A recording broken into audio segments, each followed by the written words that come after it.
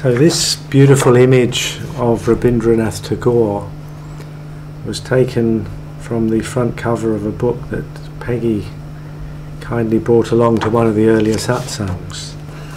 And during the earlier part of what became the inspiration for this Tagore festival, a beautiful poem was shared both in its fullest form of Rabindranath Tagore's and then his own English synopsis from the original Bengali. And so I'll share those two as the introduction and follow it with the poetic satsang that revealed itself in reply.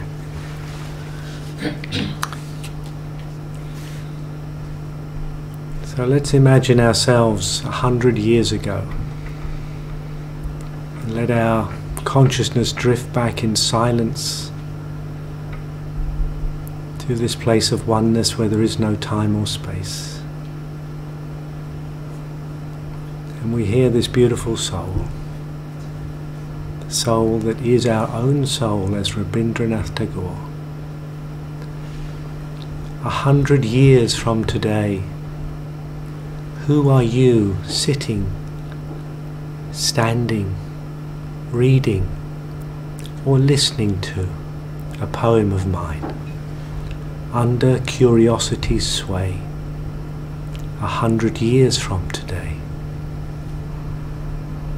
Not the least portion of this young spring morning bliss, neither blossom nor birdsong, nor any of its scarlet splashes can I drench in passion and dispatch to your hands 100 years hence.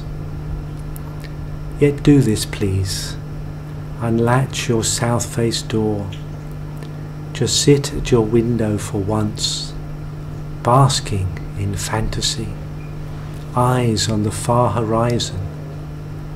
Figure out, if you can, how one day 100 years back, roving delights in a free fall from a heavenly region had touched all there was, this infant falcon spring day, utterly free, was frenzied, all agog, while borne on brisk wings, the south wind, pollen, scent, brushed, had suddenly arrived and in a flash dyed the earth with all youth's hues.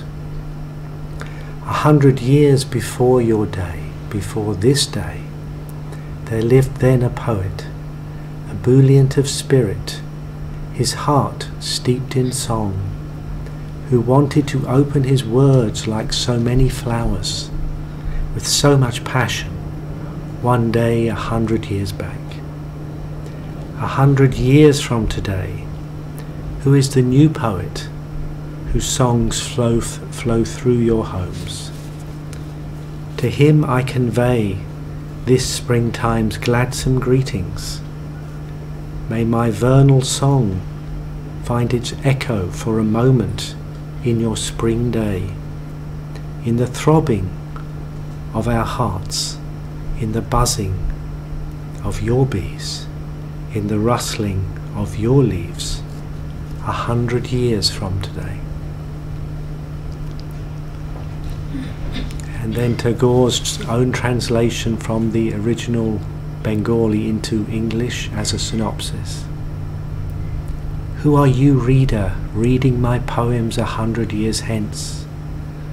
I cannot send you one single flower from the wealth of this spring, one single streak of gold from yonder clouds. Open your doors and look abroad. From your blossoming garden gather fragrant memories of the vanished flowers of 100 years before. In the joy of your heart, may you feel the living joy that sang one spring morning, sending its glad voice across 100 years. And as Tagore so presciently wrote, 100 years from today, Who is the new poet whose songs flow through your homes? This is a tribute and in ever deepening gratitude to Rabindranath Tagore, and revealed itself as part of the creative process of Peggy O'Hare's satsang group, with the huge inspiration of Vasily Kardasis and the whole of the satsang group. We hear you now, beloved brother, whispering softly through eons of no time, your voice as clear as winter air, your heart still doth divinely shine, your soul exquisite, free and whole, resplendent as no time or space.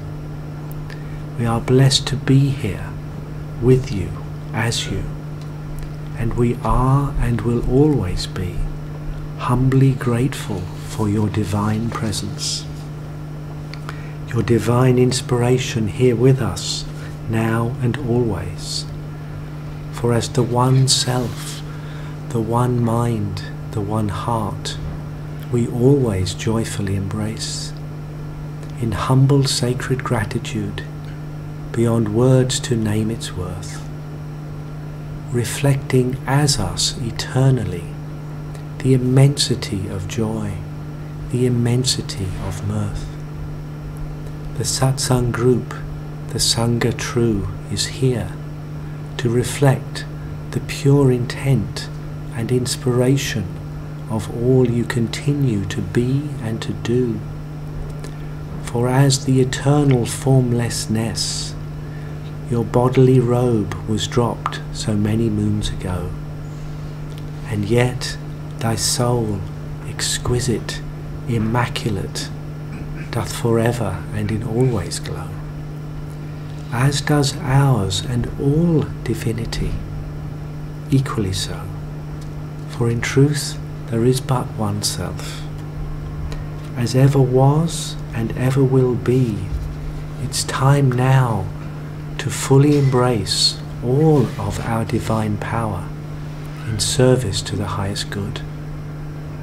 For as the sun sets in crimson sky or Richmond Hill, we hear the sacred voice of Rabindranath and forever will, speaking as the silence of the one true heart, eloquent, vociferous, sublimely still, the voice of eternity, exquisite in its clarity, timeless in its presence, absolute divinity its essence, the space of timeless beauty where one and all reside as peace, as the stillness between all words heavenly release, the effortless beauty that graces the guiding genius we all truly are, is but a humble reminder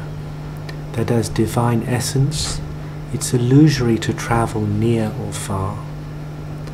When we wish to honour Rabindranath, we have only to feel the one heart. He's here, there, within us, as all really are, for in truth we can never part. For as holy as his life is, as sacred are his psalms, there is no one more or less divine, for we are all babes in grace's arms. It's time for us all to embrace divine power, as Tagore has shown us how. He and all are still speaking to and through us as the eternal moment of now. All great souls are humble, living lives of profound thanks, and we all feel this when we are still enough, as pure love then breaks its banks. Egoic anger, fear and desperation, all blessed friends along the way, always and ever only doing their best to try and help us, no matter what our thoughts may say. The irony of grief, we know, that greatly trusted friend, is that we may well be sad to let it go, as into pure love it can now rest and blend. The same is true for anger, for victim, martyr too, whose sacred role is ever to protect us, to help us see life through. So there's nothing wrong with ego, it's a true and trusted friend, for as oneness free of all separation, there's truly nothing for which we need to make amends. Each egoic act at its very core must also be a divine act of service. 'Twas ever thus and will be for evermore. Now is the time to take life more slowly. It's time to make amends and be grateful. Our only role in this sacred life is to realize that all are friends. All thought, emotion, bodily forms on this sacred earth and beyond can only be our deeper self, as awakening deeply informs.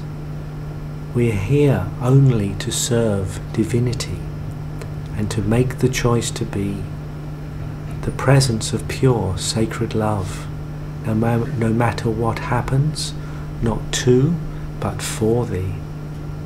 To choose between each sacred beat of heart, that being tender compassion for ourselves always is the only way to start. A life lived by pure love and compassion, a life breathed by grace, a life serving eternal truth, no matter what we face.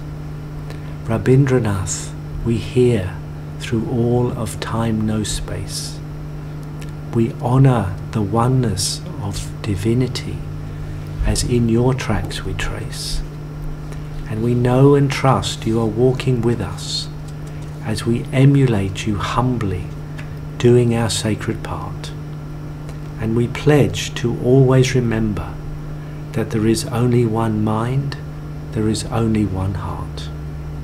There is only one soul, one life, one home, no matter where grace guides us to roam.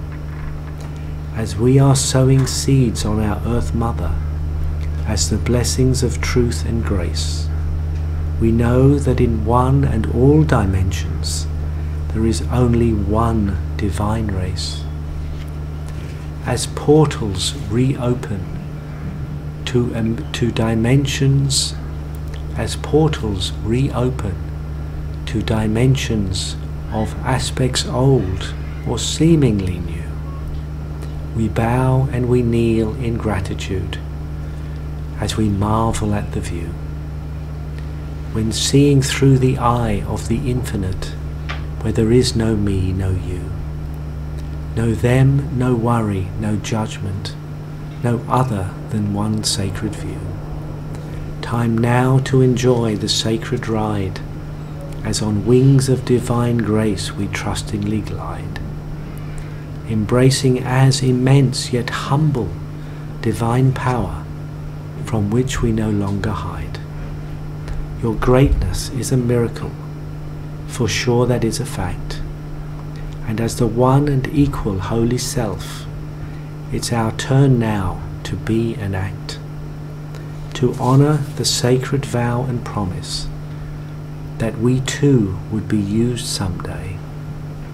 We gratefully pledge with all our heart and soul to be ever true and stay. As an instrument, a servant of the one divine grace that forever lights our way.